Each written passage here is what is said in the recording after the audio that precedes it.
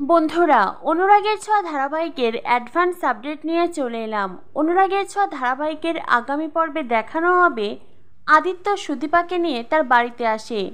সদর দরজার সামনে সুদীপা দাঁড়িয়ে আছে, কিন্তু বাড়ির কেউই তাকে বরণ করে ঘরে তুলছে না, বরং পরিবারের সবাই তাকে নানান কথা শোনাচ্ছে। বড় মা বলে, মেয়েটার যখন দায়িত্ব নেওয়ার ব্যাপার ছিল, তো তুমি মেয়েটাকে টাকা দিয়ে সাহায্য করতে পারতে। সম্পর্কটা তো টাকারই, তাই না? তো টাকা দিয়ে সাহায্য করলেই পারতে আদিত্য।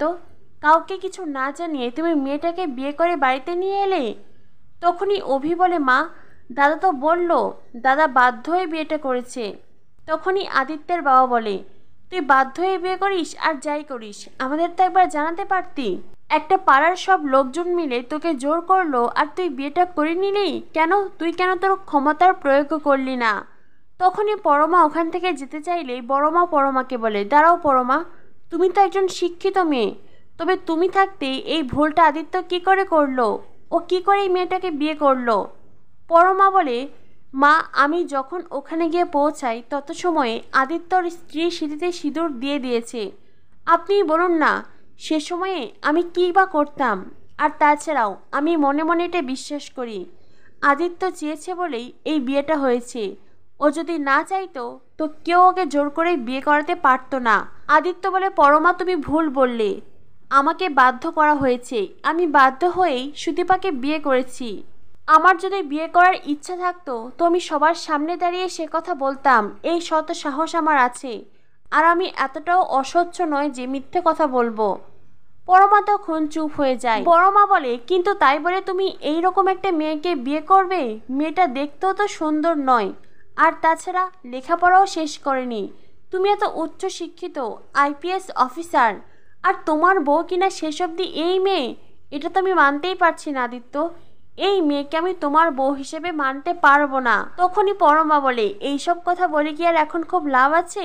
বিয়েটা যখন হয়ে গেছে, এই মেয়েটাকে সদর দরজায় দাঁড় করিয়ে রেখে এসব কথা বলে তো কোনো লাভ নেই, বরং এতে আরও মেয়েটার অস্বস্তি হচ্ছে।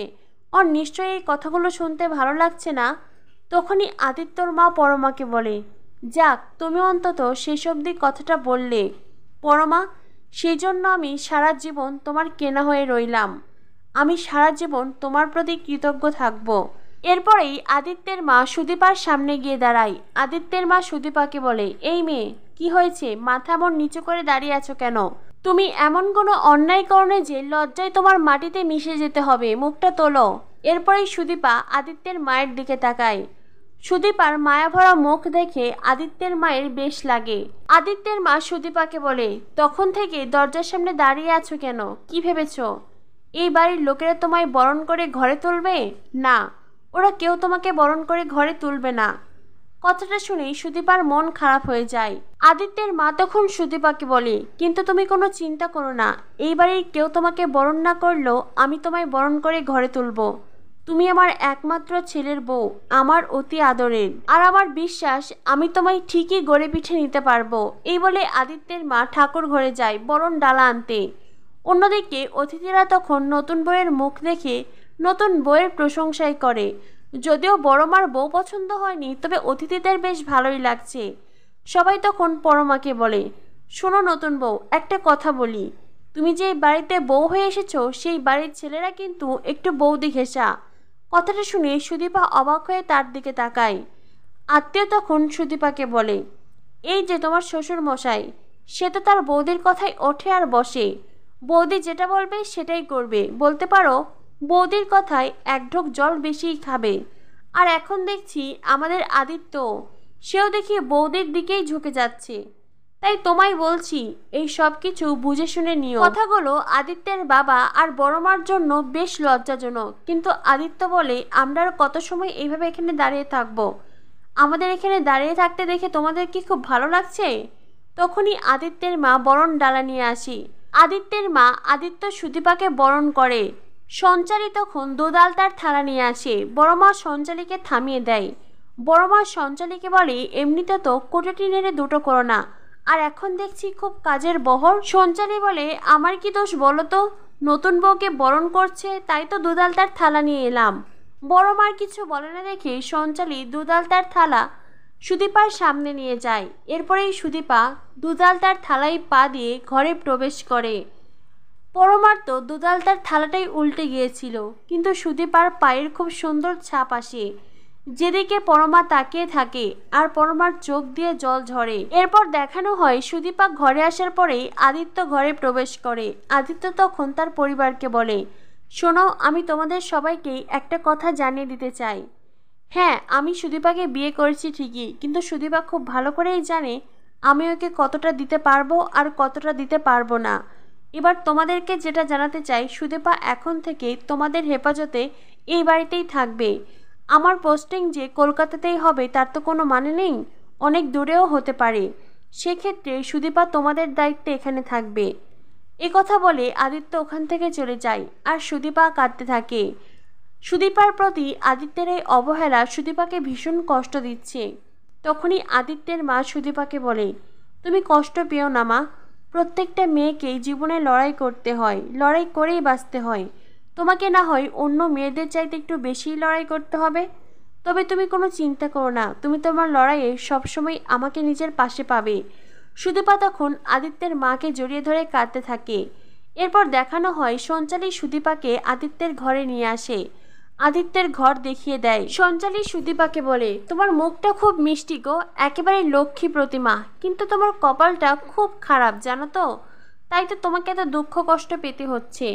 আচ্ছা যাই হোক, দুঃখ কষ্ট জীবনে যাই আসুক না কেন, তুমি একটুও চিন্তা করো না। তোমার যখন খুব মন খারাপ করবে, তুমি আমার সাথে সবটাই শেয়ার করতে পারো। সুদীপা বলে, আমার কোনো দুঃখ নেই। সঞ্চালী বলে, তা বললে কি হয়? তোমার মা বাবা কেউ নেই, মন খারাপ হলে তো নিজের মনের কথা কাউকে বলতেও পারো না। আছে ও একটা পিসি, যতই হোক সে তো তোমাদের বাড়ির কাজের লোক, তাকে কি আর সেভাবে মনের কথা খুলে বলা যায়? সুদীপা বলে, পিসি আমাদের বাড়ির কাজের লোক নয়, কাজের লোক হলেও আমরা তাকে কখনোই কাজের লোক ভাবি না, বরং পিসি আমার কাছে আমার মায়ের মতো। সঞ্চালী বলে, সে যাই হোক ব্যাপার, তো তুমি এখন কি খাবে বলো, আমি তোমার জন্য খাবার নিয়ে আসি। সুদীপা বলে, আমি কিচ্ছু খাবো না, আমার কিচ্ছু খেতে ইচ্ছে করছে না। সঞ্চালী বলে, তা বললে কি হয়?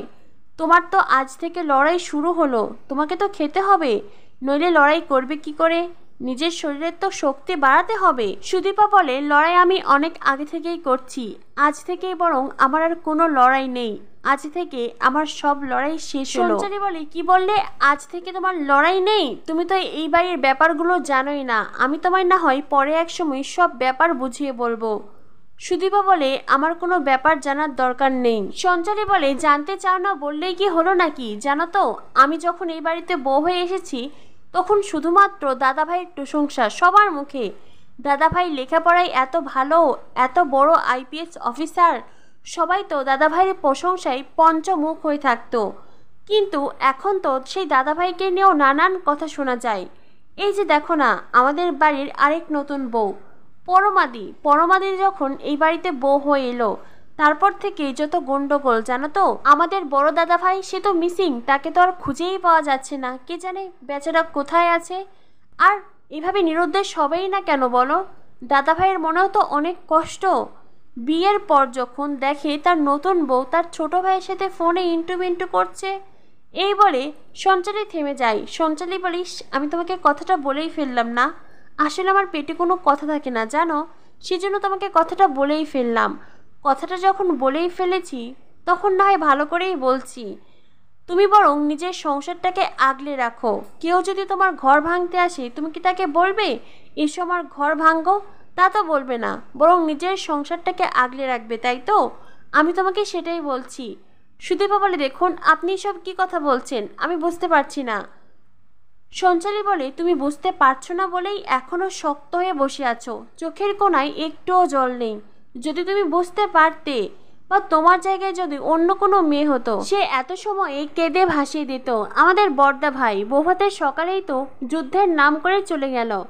বাড়ির সবাই যদিও জানে বড়দা ভাই যুদ্ধে গেছে, আমি কিন্তু সে কথা একদমই বিশ্বাস করিনি। বরং আমার মনে হয় পরমাদি ফোনে ছোটদা ভাইয়ের সাথে ফিসির ফিসির গুজুর গুজুর করছিল না, আর সেটা বড়দা ভাই শুনতে পেয়ে রাতারাতি সিদ্ধান্ত নিয়ে চলে গেছে। জানো তো, মানুষটার কি দুঃখ ভাবো, এতদিন তো বিয়ে করতেই চায়নি, আর শেষ অবধি যখন বিয়েটা করলো তখনই তার নতুন বউয়ের কিনা তারই ছোট ভাইয়ের দিকে নজর। আমি তোমায় বলছি, তুমি তোমার বরকে সবসময় সামলে রাখবে, নজরে নজরে রাখবে। তোমার বরের ওপর কিন্তু ওই পরমাদের খুব নজর, জানো তো। পরমা বলে, আমি এইসব কথা শুনতে চাই না, আমার ভালো লাগছে না এইসব কথা শুনতে। সঞ্চালী বলে, এখন নাইবা শুনলে, পরে ঠিকই জানতে পারবে, আস্তে আস্তে সবই দেখবে। ঠিক আছে, নাও তুমি জামা কাপড় চেঞ্জ করে নাও, আমি না হয় পরে আসবো। এই বলে সঞ্চালী ঘর থেকে বের হয়ে যায়। সুদীপা নিজের পোশাক চেঞ্জ করে সোফায় বসে আছে আর চোখের জল ফেলছে। তখনই ঘরে আসে আদিত্যের মা। আদিত্যের মা সুদীপার জন্য খাবার এনেছে। আদিত্যের মা সুদীপাকে বলে, কি মন খারাপ লাগছে? সুদীপা মাথা নিচু করে দাঁড়িয়ে থাকে। আদিত্যের মা বলে, এই বাড়িটা এমনই মা, এই বাড়ির অন্ধকার এখনো কাটেনি। যদিও আমি অনেক চেষ্টা করেছি এই পরিবারের অন্ধকার দূর করতে, কিন্তু পারিনি। আমি পারিনি এই বাড়ির অন্ধকার দূর করতে, কিন্তু আমার বিশ্বাস আছে তুমিই পারবে মা, তুমিই পারবে। সুদীপা বলে, কিন্তু মা, আপনার ছেলের বউ যেমন হওয়ার কথা ছিল আমি তো তেমন বউ নই। আদিত্যের মা বলেছে, কে বলেছে তুমি তেমন বউ নয়? কি সুন্দর দেখতে তুমি, কি সুন্দর লক্ষ্মী প্রতিমার মতন চেহারা তোমার, লেখাপড়ায় এত ভালো। তখন ওরা যা সব কিছু বলেছে সেটাই তোমার কাছে সত্যি মনে হচ্ছে? এই যে আমি যে তোমার প্রশংসা করছি, আমি যে তোমায় ছেলের বউ হিসেবে মেনে নিয়েছি, সেটা বুঝি তোমার কাছে কিচ্ছু না? সুদীপা বলে, আমি সেভাবে কথাটা বলতে চাইনি মা। আদিত্যের মা বলে, আমি জানি তুমি লেখাপড়ায় এত ভালো, ভবিষ্যতে তুমি আরো অনেক বড় হবে মা, তুমি মাথা উঁচু করে দাঁড়াবে। এরপরেই আদিত্যের মা সুদীপাকে খাবার খেতে বলে। সুদীপা বলে, আমি খাবো না, আমার খিদে নেই। আদিত্যের মা বলে, তা বললে কি হয়? এতটা পথ জার্নি করে এসেছো, এতটা ধকল গেল, এখন আবার বলছো খাবে না? আমি একদম তোমার কথা শুনবো না, এসে তো। এই বলে আদিত্যের মা নিজে সুদীপাকে বসিয়ে দেয়, আবার নিজের হাতে খাইয়ে দেয়। মায়ের স্নেহ ভালোবাসা পেয়ে সুদীপার মন ভালো হয়ে যায়। তো বন্ধুরা, কি হতে চলেছে অনুরাগের ছোঁয়া ধারাবাহিকে? অনুরাগের ছোঁয়া ধারাবাহিকের পরবর্তী আপডেট পেতে আমাদের সাথেই থেকো। ধন্যবাদ সবাইকে।